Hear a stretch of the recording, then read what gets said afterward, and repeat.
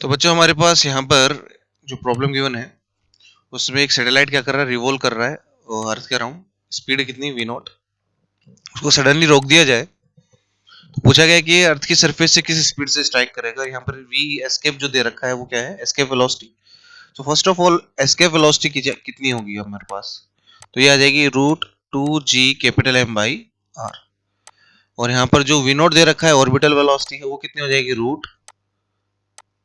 √g(m)/r। मतलब हमें पता नहीं रेडियस क्या है ऑर्बिट की, तो r मान ली हमने, लेट्स से स्मॉल r।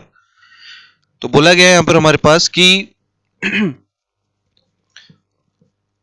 जब ये अर्थ पे स्ट्राइक करेगा तो क्या करना चाहिए हमें। तो यहाँ पर हमारे पास बेसिकली एनर्जी कंजर्वेशन अप्लाई कर सकते हैं हम। एनर्जी कंजर्वेशन क्या कहता है कि total mechanical energy initial equals to mechanical energy final. So जब वो इनिशियली ऑर्बिट कर रहा था तो पहले उसको रोक दिया तो उसकी काइनेटिक एनर्जी तो हो गई 0, और प्लस पोटेंशियल एनर्जी कितनी बची उसके पास, -g(M)(r). ये तो होगी उसकी टोटल इनिशियल एनर्जी। अब जब वो अर्थ की सरफेस से स्ट्राइक करेगा तो वहां पर उसकी काइनेटिक एनर्जी लेट से मान लेते हैं ½ mv² प्लस वहां पर उसकी पोटेंशियल एनर्जी कितनी हो जाएगी, -gM(m)r।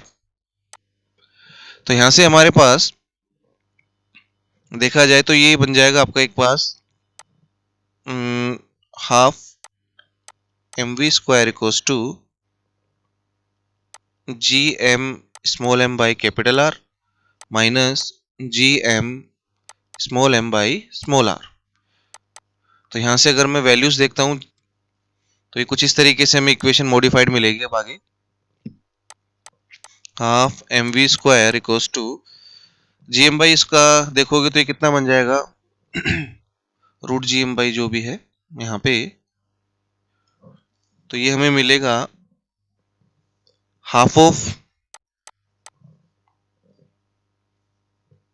Small m into V escape square minus ये क्या बन जाएगा, m इंटू v0²। ठीक है, तो यहां से क्रॉस मल्टीप्लाई करके m को एलिमिनेट करते हैं तो v² क्या बन जाएगा आपके पास, V escape square minus 2v0²। तो इसके कोरिस्पोंडिंग कौन सा ऑप्शन मैच कर रहा है आपका, अच्छा रूट के अंदर दे रखा है तो v जो एग्जैक्टली आएगा वो कितना आ जाएगा, V escape square minus twice of v0² की पावर ½ तो इसके कोरिस्पोंडिंग मेरे हिसाब से ऑप्शन डी मैच कर रहा है आपका यहाँ पे।